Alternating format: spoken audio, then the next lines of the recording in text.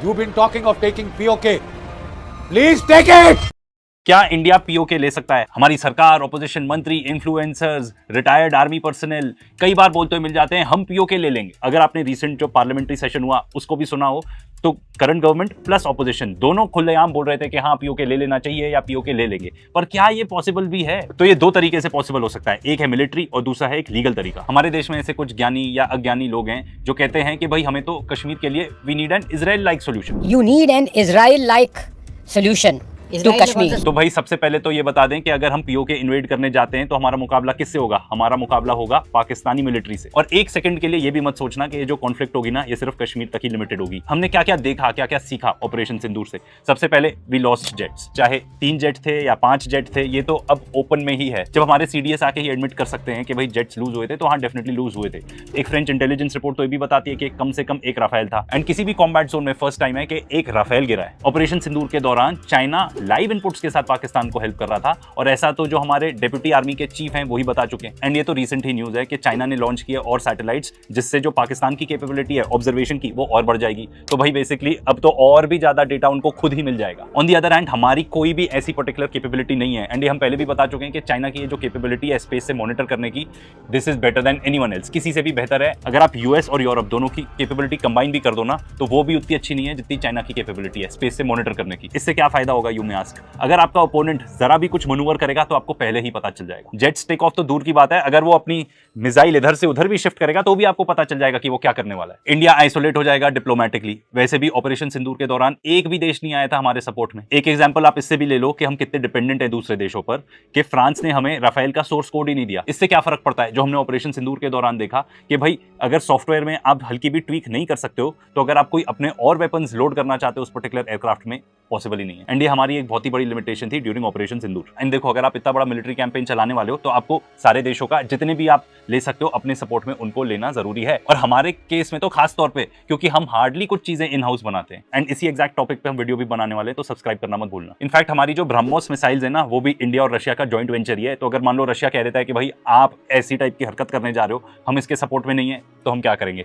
Pakistan on the other hand उसको पूरा support मिलेगा क्योंकि अग्रेसर तो हम होंगे, वो थोड़ी होगा। एंड पाकिस्तान के पास है चाइना। वैसे भी China 80% of Pakistan defence equipment supply करता है, तो वो एकदम ही रिलायबल सप्लायर रहेगा for all sorts of spares या जो भी मटेरियल रिक्वायर्ड रहेगा उसके लिए। चाइना तो बहुत हेवीली इन्वेस्टेड है into Pakistan. Belt and road initiative के बारे में तो सुना ही होगा। एंड अगर आप ऑपरेशन सिंदूर के बारे में बात करो तो 3 कंट्रीज थी जिन्होंने आके फुल्ली सपोर्ट किया पाकिस्तान को, Turkey, Azerbaijan end of course China. And इस चीज के बारे में तो सीडीएस जनरल चौहान ने भी वार्न किया था। इनफैक्ट उन्होंने ये बताया था कि ये पाकिस्तान, चाइना, बांग्लादेश इकट्ठे हो गए हैं तो ये इंडिया के लिए एक थ्रेट हो सकता है या एटलीस्ट इंडिया के सिक्योरिटी इंटरेस्ट में तो नहीं है। एंड ऑफ कोर्स जब आप जाके इस टाइप का अटैक करोगे तो न्यूक्लियर का रिस्क तो है ही है। अब भाई ऑपरेशन सिंदूर के दौरान भी तो यही हुआ। अब भाई वो लोग जो भी हैं जो बोलते हैं कि भाई हम उससे नहीं डरेंगे, न्यूक्लियर की धमकी, न्यूक्लियर की धमकी, अरे भाई न्यूक्लियर धमकी देने के लिए ही बनाया है उन्होंने। किसी भी देश ने न्यूक्लियर धमकी देने के लिए ही बनाया है, क्योंकि आज के डेट में अगर आप न्यूक्लियर वॉर छेड़ देते हो तो it is mutually assured destruction, 100%, सभी कुछ खत्म है।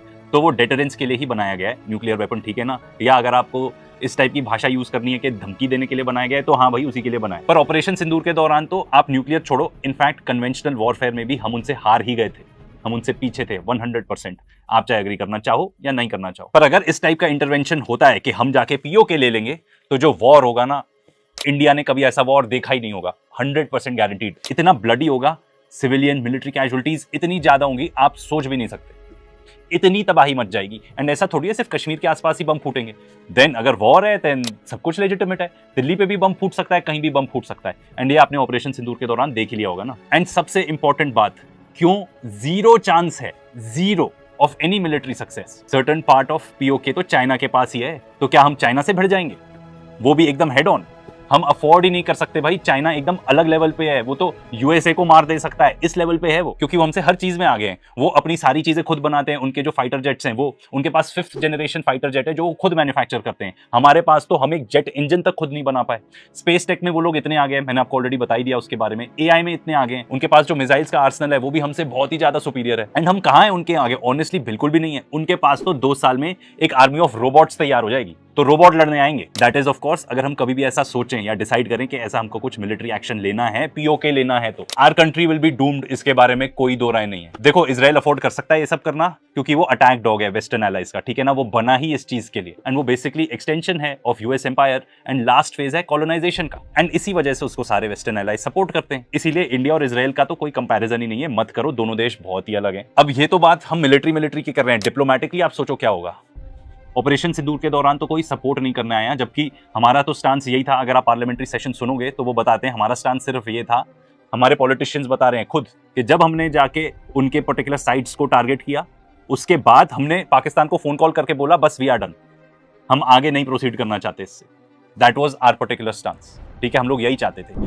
अध्यक्ष महोदय, 7 मई 2025 को हमले माने 1:35 के तुरंत बाद भारतीय डीजीएमओ ने हॉटलाइन संदेश के माध्यम से पाकिस्तान के डीजीएमओ यानी डायरेक्टर जनरल मिलिट्री ऑपरेशन से संपर्क किया और टेरर इंफ्रास्ट्रक्चर के खिलाफ हमारे हमले के रेशनल और मेथोडोलॉजी के बारे में पूरी जानकारी दी और यह तथ्य भी बताया ये हमले एस्केलेटरी नेचर वाले नहीं थे, माने इसको हम आगे नहीं बढ़ाना चाहते। पर जब आप इमेजिन करो कि आप जाके एकदम इन्वेड करने लगोगे तो क्या कोई भी देश आपको सपोर्ट करेगा? बिल्कुल भी नहीं। मुझे तो इनफैक्ट ये लगता है हमें तो मिलिट्री सप्लाईज ही लोग भेजना छोड़ देंगे, हमारे पास सप्लाईज ही नहीं होंगे कि हम ऐसा कोई लॉन्ग ड्रॉन वॉर लड़ सकें।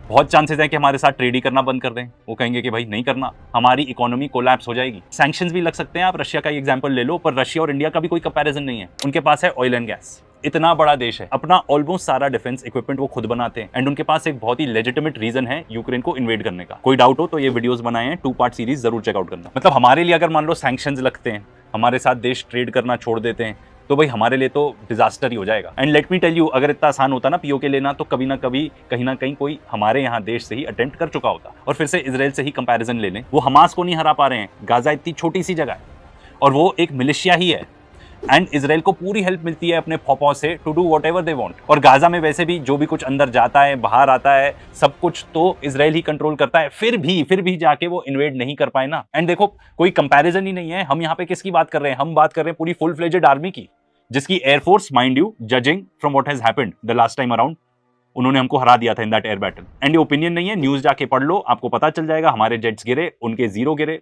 हु वन यार।